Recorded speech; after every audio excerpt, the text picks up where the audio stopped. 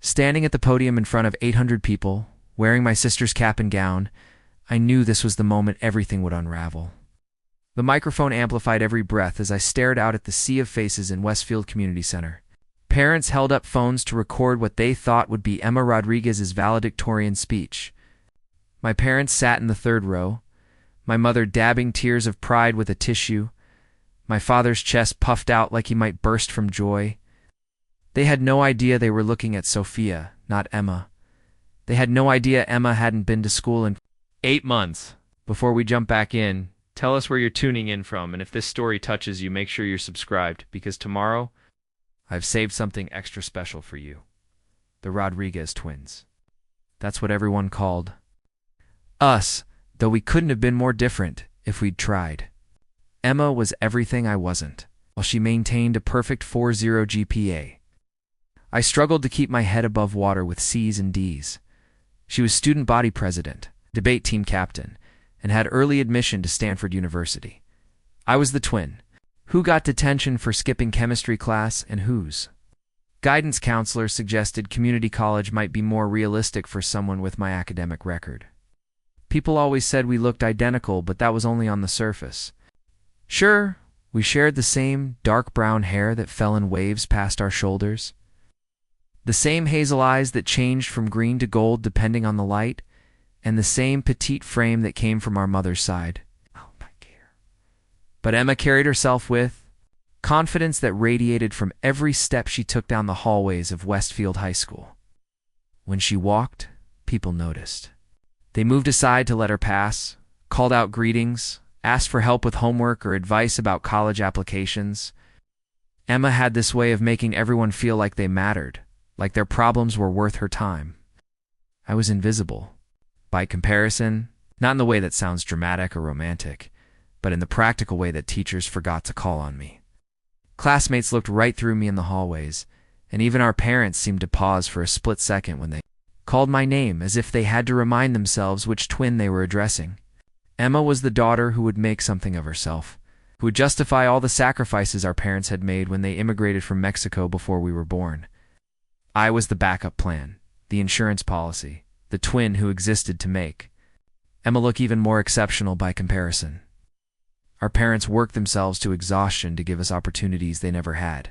Mom pulled double shifts at Mountain View Medical Center, coming home with swollen feet and stories about patients she couldn't save.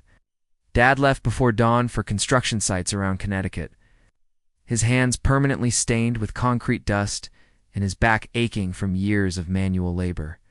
They never complained, but I heard them whispering late at night about college tuition, about whether they could afford to send even one daughter to a good university, about how Emma's success would open doors for our entire family. The pressure was suffocating, but it affected us differently. Emma thrived under expectations, using them as fuel to push herself harder, study longer, achieve more. She had color-coded study schedules, participated in 3 different academic clubs, volunteered at the local animal shelter, and still managed to maintain friendships with half the senior class. Her bedroom walls were covered with acceptance. Letters from prestigious universities, scholarship certificates, and photos of her accepting awards at school ceremonies. My side of our shared bedroom told a different story. Clothes piled on unmade beds, homework assignments I'd started but never finished, and an acceptance letter from Westfield Community College that I'd hidden behind my dresser because I was too ashamed to put it anywhere visible. While Emma planned her future at Stanford, I couldn't even imagine what I'd be doing next month, let alone next year. The twins' dynamic had been established so early that neither of us questioned it anymore. Emma was the achiever, and I was the disappointment. She was destined for greatness, and I was destined to live in her shadow. Our parents loved us both, I knew that, but their pride glowed brighter when they talked about Emma's accomplishments. At family gatherings, relatives asked about Emma's latest achievements while barely acknowledging my presence. Teachers compared me to her, constantly wondering aloud why I couldn't be more like my successful sister. Emma never rubbed it in my face, which somehow made it worse. She was genuinely kind, offering to help me with homework, sharing her study guides, trying to include me in her social circle. But her help felt like charity, and her inclusion felt like pity. How do you hate someone for being perfect when they're also trying to lift you up? How do you resent someone who never asked to be the golden child but handles the role with grace and humility? The worst part was watching our parents' dreams crystallize around Emma's success. They talked about her Stanford acceptance like it was a family victory, proof that their sacrifices had meaning. Mom started taking extra shifts to help with expenses, and Dad picked up weekend construction jobs even though his arthritis was getting worse. They were pouring everything they had into Emma's future, betting their entire legacy on her achievements. I understood my role in this family narrative. I was supposed to be supportive, proud, grateful that at least one Rodriguez daughter was succeeding. I was supposed to celebrate Emma's victories and accept my own limitations with grace. But understanding your role and being able to play it are two different things entirely. The resentment built slowly, like water seeping through cracks in a foundation. I found myself avoiding family dinners where Emma's accomplishments dominated the conversation. I stopped participating in school activities where I'd inevitably be compared to her.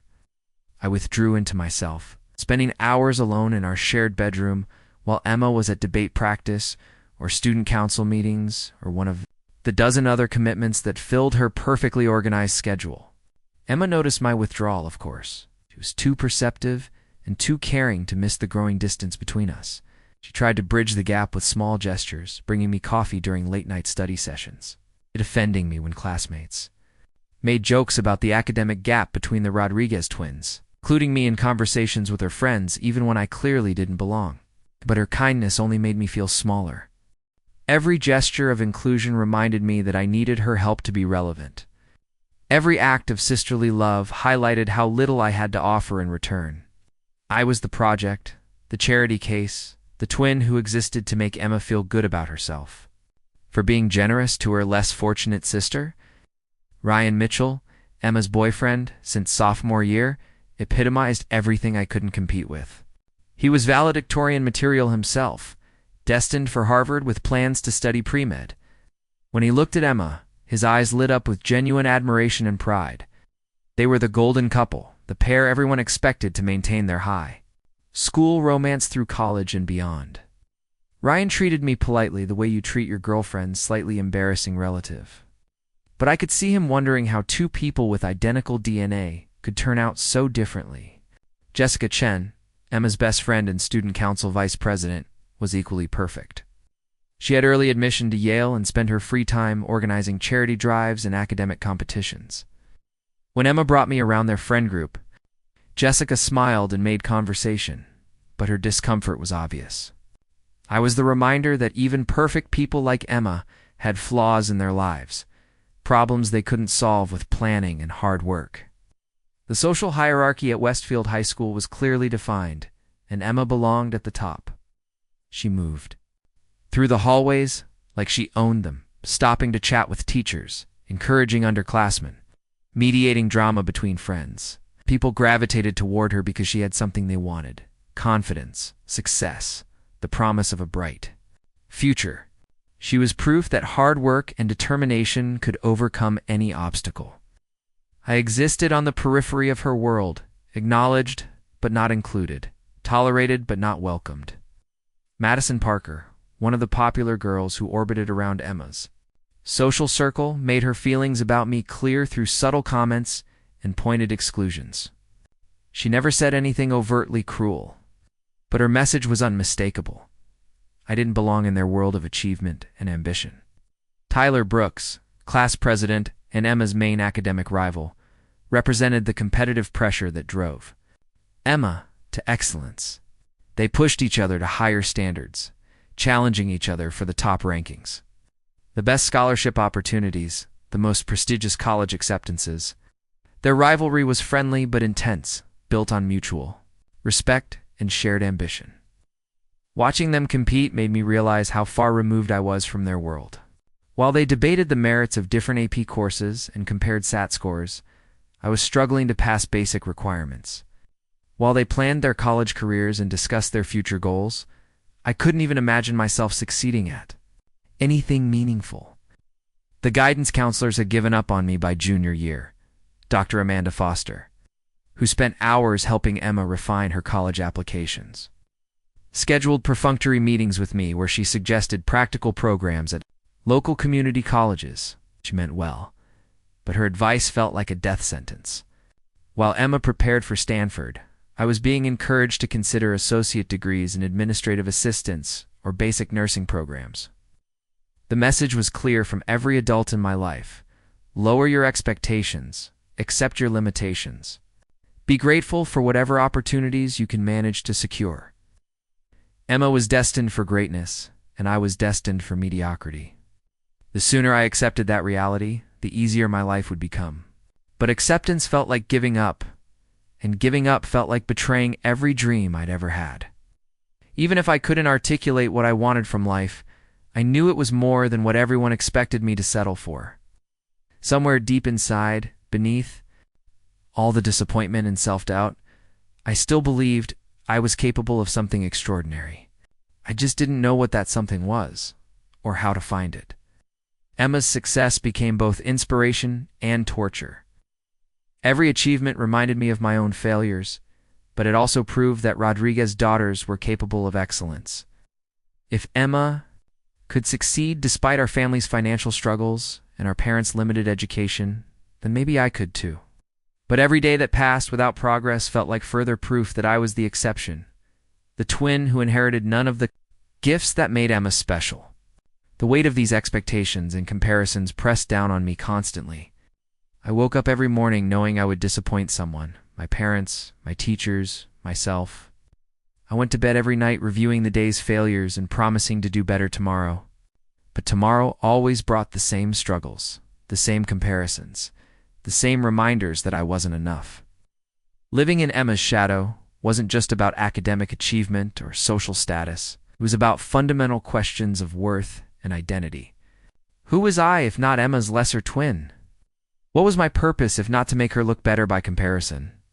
How do you build a sense of self when everyone around you has already decided who you are and what you're capable of achieving? These questions haunted me through our senior year as Emma's triumphs mounted and my own failures accumulated. College acceptance letters arrived daily for her while my mailbox remained empty except for community college brochures and technical program advertisements. The gap between us widened with each passing week, making it impossible to ignore how different our futures would be. But I had no idea that Emma was fighting battles of her own, struggles she hid behind her perfect facade. I had no idea that the pressure I felt watching her succeed was nothing compared to the pressure she felt trying to maintain that success. I had no idea that while I envied her perfect life, she was drowning in expectations and barely keeping her head above water. The cracks in Emma's perfection were invisible to everyone, including me. She was too good at hiding her struggles, too committed to maintaining the image everyone needed her to project. But perfection is an impossible standard, and even Emma Rodriguez had limits to what she could endure. As graduation approached and the future loomed larger, something had to give. The pressure that had built up over years of competition and comparison was reaching a breaking point.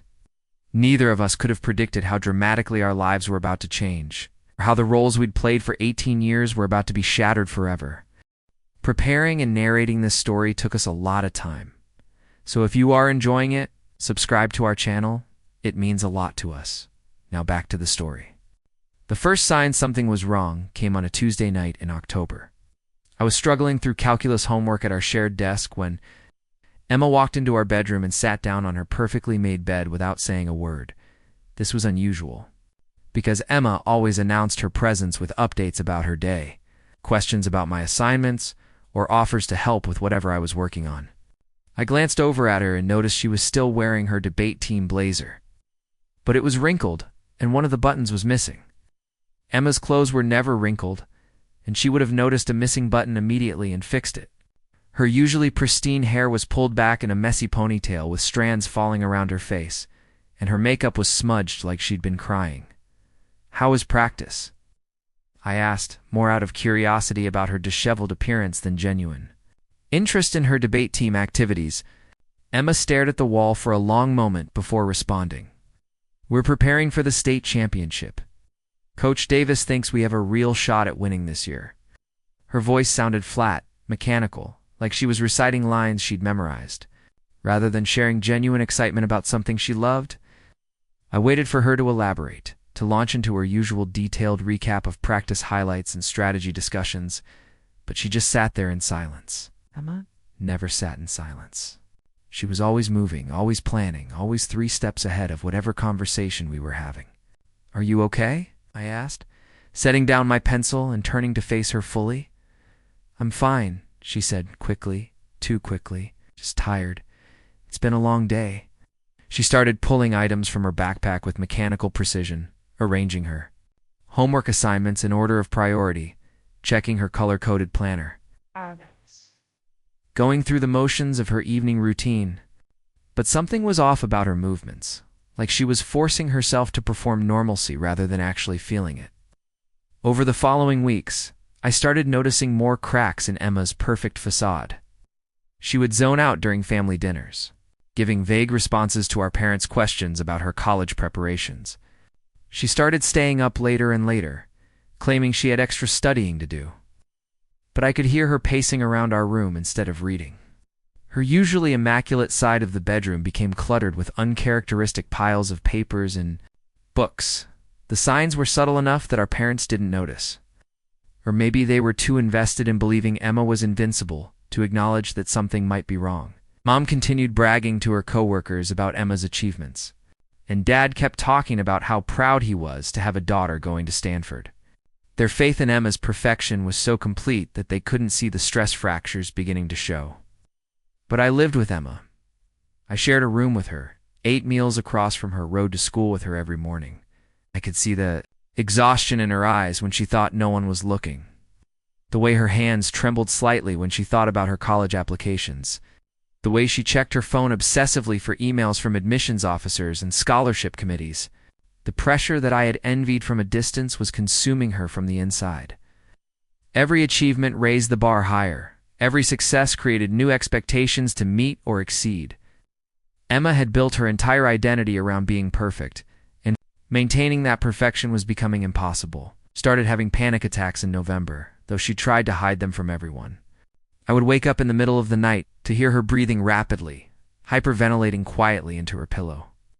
When I asked if she was okay, she would claim she was having allergies or coming down with a cold, but I recognized the signs. Because I'd experienced my own anxiety attacks during particularly stressful periods at school, Emma's academic performance remained flawless on the surface. But I could see how much harder she was working to maintain those standards. She would rewrite essays multiple times, staying up until 3 or 4 in the morning, to perfect assignments that would have been considered excellent after the first draft.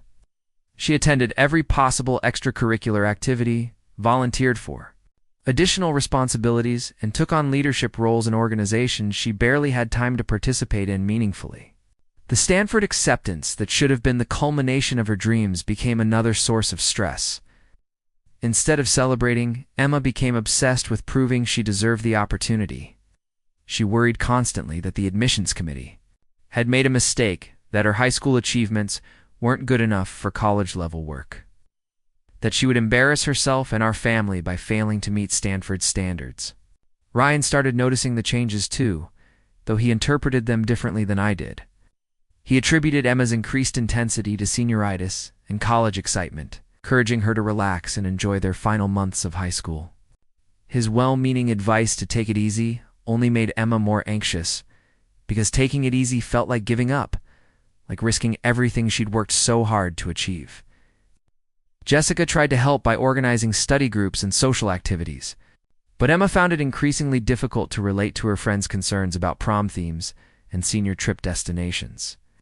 While they planned their final semester celebrations, Emma was consumed with fear about whether she was adequately prepared for the academic challenges waiting for her at Stanford.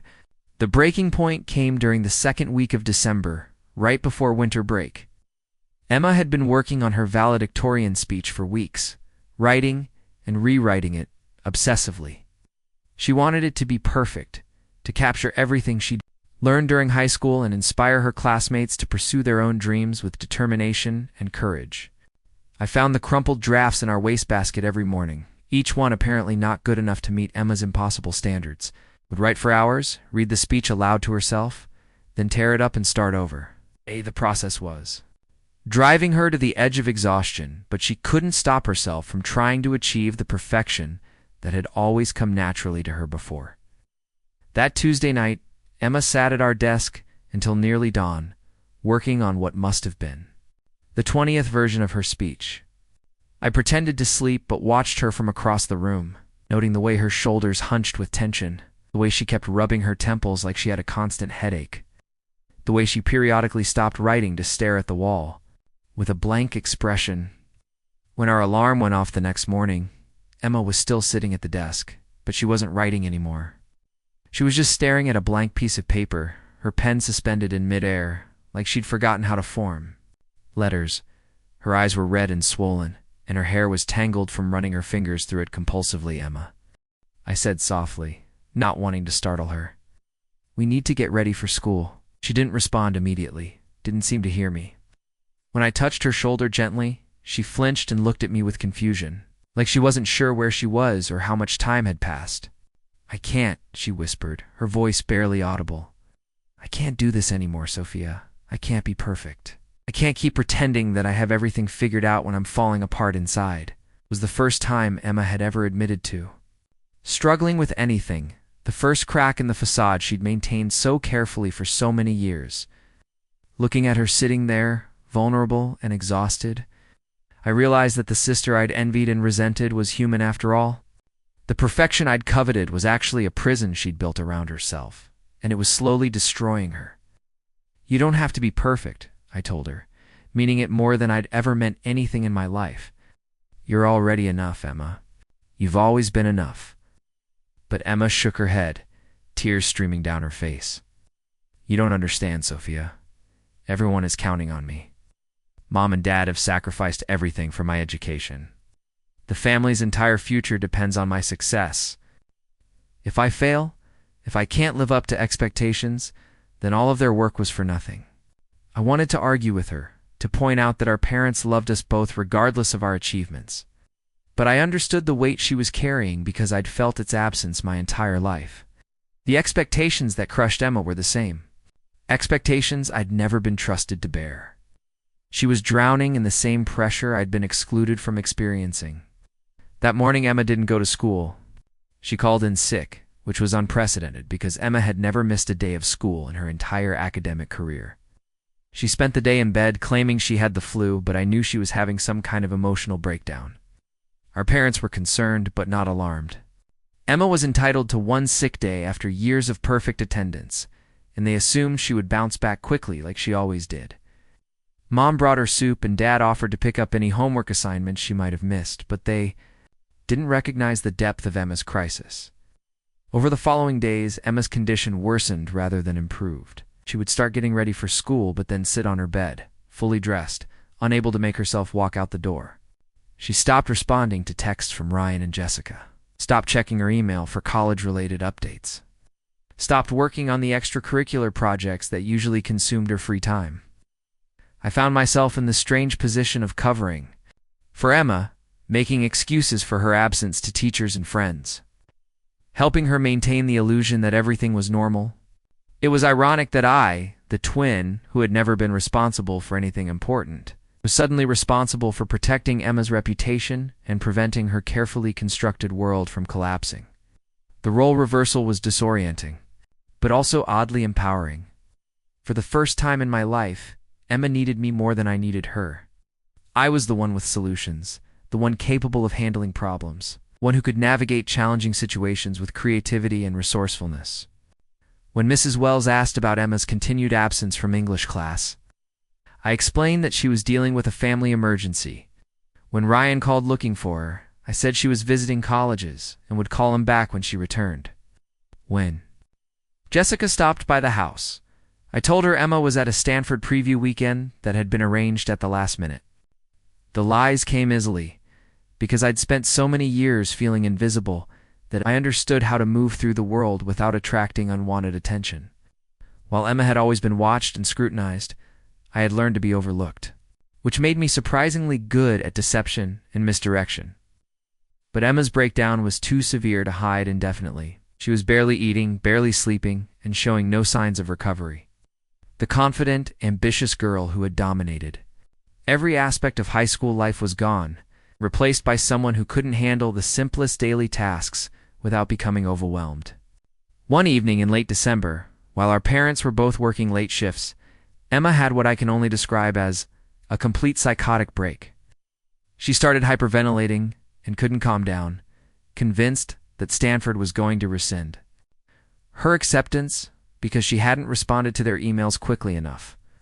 She was shaking uncontrollably and talking rapidly about how she'd ruined everything, how she was a failure, how she'd disappointed everyone who had ever believed in her. I called Ryan first, thinking that her boyfriend might be able to calm her down, but Emma became even more agitated when she heard his voice on the phone. She was terrified that he would see her in this condition, that he would realize she wasn't the perfect girlfriend he thought he was dating. Next, I tried calling our parents. But Mom was in the middle of a medical emergency at the hospital, and Dad was working a night shift that he couldn't leave. They both promised to come home as soon as possible, but Emma needed help immediately. That's when I made the decision that changed everything. I called 911 and had Emma taken to Mountain View Medical Center for psychiatric evaluation. The paramedics who responded were kind and professional, treating Emma with the dignity and respect she deserved even in her most vulnerable moment. Riding in the ambulance with Emma, watching her receive the medical attention she desperately needed, I realized that being the responsible twin wasn't something I had aspired to, but it was something I was apparently capable of when the situation demanded it. I had always assumed that Emma was stronger than me, more capable than me, better equipped to handle life's challenges. But in that moment, I was the one holding everything together. At the hospital, the emergency room psychiatrist diagnosed Emma with severe anxiety disorder and acute stress reaction. Her perfectionism had evolved into a paralyzing fear of failure that made normal functioning impossible, the doctor explained. That Emma's condition was serious but treatable, that she would need intensive therapy and possibly medication to recover. The treatment plan required Emma to take a medical leave from school for the rest of the semester. She would miss graduation, miss her final months with Ryan and Jessica, miss all the senior year experiences she had been looking forward to since freshman year. The perfect ending to her perfect high school career was gone, replaced by the reality of mental health treatment and an uncertain timeline for recovery. Our parents were devastated when they arrived at the hospital and learned the extent of Emma's condition. Mom blamed herself for not recognizing the warning signs, for being too focused on work to notice that her daughter was suffering. Dad was angry at the school system for creating so much pressure on students, for making children believe that their worth depended entirely on their academic achievements. But beyond their guilt and anger was a deeper fear about what Emma's breakdown meant for our family's future. The Stanford acceptance that had represented hope and opportunity for all of us was now in jeopardy. Emma's scholarship, which would have made college financially possible, might be forfeited if she couldn't start classes in the fall. The practical implications of Emma's illness were overwhelming. She was supposed to graduate as valedictorian in 6 months, but she couldn't even attend school.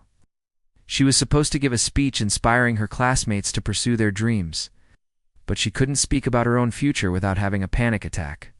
The perfect daughter, the golden child, the Rodriguez twin who was going to transform our family's fortunes through her academic excellence, was lying in a hospital bed, sedated and scared, facing an uncertain future that looked nothing like the carefully planned trajectory that had defined her entire adolescence. As I sat in the hospital waiting room, watching our parents struggle to process this new reality, I realized that Emma's breakdown had created a vacuum that someone would need to fill. The expectations that had crushed her didn't disappear just because she was no longer able to meet them. The dreams our parents had built around her success still existed, even if Emma was temporarily unable to pursue them. For the first time in my life, I had an opportunity to step out of Emma's shadow and into her spotlight. The question was whether I had the courage to try to fill shoes that had always seemed impossibly large, or whether I would remain the backup twin, watching from the sidelines while our family's dreams crumbled along with Emma's mental health. The idea came to me during visiting hours at Mountain View Medical Center, 3 days after Emma's admission. She was sitting by the window in her hospital gown, staring out at the parking lot with vacant eyes while I tried to make conversation. About anything other than school or college? The medication had stabilized her anxiety, but it had also dulled the spark that made Emma who she was. She spoke in monotone responses, showed no interest in the outside world, and seemed to have retreated so far inside herself that I wondered if she would ever find her way back. "The doctors say I might be able to go home next week," Emma said quietly, not taking her eyes off the window. "But I can't go back to school yet, maybe not for months." I had been dreading this conversation, because I knew what it meant for our family. Emma's medical leave would become public knowledge eventually. Her absence from classes, from student council meetings, from debate team practice would be noticed and questioned. The carefully constructed image of the perfect Rodriguez daughter would crumble, and with it, all the dreams and expectations our parents had invested in her success. "What about graduation?" I asked, though I already knew the answer. Emma finally looked at me, her eyes filling with tears. "I won't be graduating with our class, Sofia. I can't even think about writing my valedictorian speech without having a panic attack. Everything I worked for, everything Mom and Dad sacrificed for, it's all gone." The devastation in her voice was heartbreaking, but it also sparked something unexpected in me. For 18 years, I had watched Emma excel at everything. While I struggled to meet even the most basic expectations, I had accepted that she was the successful twin and I was the disappointment. That her achievements defined our family's worth while my failures were quietly ignored or explained away. But sitting in that sterile hospital room, looking at my brilliant, accomplished sister, reduced to a shadow of herself, I realized that Emma's breakdown had created an opportunity I had never imagined possible. For the first time in our lives, there was a gap in her perfection that someone needed to fill. And I was the only person in the world who could do it. The plan formed slowly, almost unconsciously, over the course of that week. Emma and I were identical twins who had spent our entire lives being compared to each other. We had the same face, the same voice, the same physical mannerisms. The only differences between us were confidence and achievement. Qualities that could theoretically be learned and performed. What if Emma didn't have to miss graduation? What if she didn't have to disappoint our parents or lose her Stanford acceptance? What if Sofia Rodriguez, the disappointing twin, could disappear for a few months while Emma Rodriguez recovered in private, and then emerge triumphant at graduation as if nothing had ever gone wrong? The more I thought about it, the more feasible it seemed. Emma would be in residential treatment for at least 3 months, possibly longer. During that time, she wouldn't be able to attend school or maintain her social relationships anyway. If I could somehow take her place, keep up her grades, fulfill her responsibilities, and maintain her relationships, then no one would ever have to know about her breakdown. It would require perfect execution. I would need to study harder than I had ever studied before, to transform myself from a C student into someone capable of maintaining Emma's 4.0 GPA. I would need to learn her mannerisms, her speech patterns, her social dynamics. I would need to convince our parents, her teachers, her friends, and her boyfriend that I was her. The biggest challenge would be fooling the people who knew Emma best. Ryan had been dating her for 3 years and could recognize subtle changes in her mood or behavior. Jessica had been her best friend since elementary school and knew her better than anyone except me. Our parents had raised her and would presumably notice if their daughter's personality suddenly changed dramatically. But I had advantages that made the deception possible. Emma and I had grown up in the same house, attended the same schools, and been exposed to the same influences. I knew her favorite books, her political opinions, her pet peeves, and her dreams for the future. I had watched her interact with Ryan thousands of times and could mimic the way she laughed at his jokes or played with his hair when she was nervous. More importantly, I understood that people see what they expect to see. If Emma Rodriguez was supposed to be at school, then the girl who looked like Emma Rodriguez and sat in Emma Rodriguez's seat would be accepted as Emma Rodriguez. No one would think to question whether the successful twin had somehow been replaced by the disappointing twin, because such a substitution would be unthinkable. The practical aspects of the switch were surprisingly manageable. Emma and I had always shared clothes, makeup, and personal belongings. I already knew her schedule, her locker combination, and her passwords, because we had grown up sharing everything. I had her student ID, her house keys, and access to all her social media accounts. The emotional aspects were more complicated. Becoming Emma meant abandoning Sofia, at least temporarily. It meant pretending that my own thoughts, feelings, and experiences didn't exist. It meant living someone else's life so completely that I risked losing track of who I really was underneath the performance. But the alternative was watching our family's dreams collapse, along with Emma's mental health. Our parents had worked double shifts and weekend jobs for years to create opportunities for their daughters. They had sacrificed their own comfort and security to invest in our education and future success. If Emma couldn't fulfill the role of the successful daughter, then someone had to, and I was the only candidate available. I started the transformation during Emma's second week in the hospital. I told our parents that I wanted to spend more time studying in Emma's honor, to make her proud by improving my own academic performance while she focused on getting better. They were touched by my sudden dedication and didn't question why I was suddenly interested in subjects that had never held my attention before. The first challenge was Emma's advanced coursework. She was taking 4 AP classes that I had never even considered attempting. AP Literature, AP Calculus, AP Chemistry, and AP US History were all several levels above anything I had ever studied. The material was challenging enough that even Emma had to work hard to maintain her A's. And I was starting from scratch with only basic understanding of the underlying concepts. I spent every evening at the Westfield Public Library, teaching myself calculus concepts that Emma had mastered months earlier. I read chemistry textbooks until my eyes burned, trying to understand molecular structures and chemical reactions. That seemed like foreign languages. I memorized historical facts and dates for AP History, cramming information that Emma had absorbed gradually over the entire semester. The work was exhausting and overwhelming, but it was also exhilarating, in a way I had never experienced before.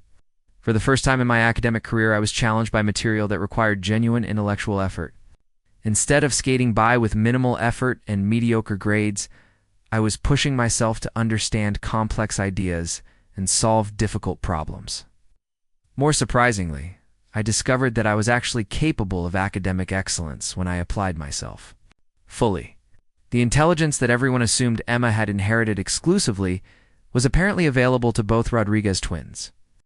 I had simply never been motivated to access it before because I had accepted that academic success was Emma's territory, not mine. Learning to be Emma required more than just mastering her coursework. I had to study her personality with the same intensity I brought to calculus and chemistry.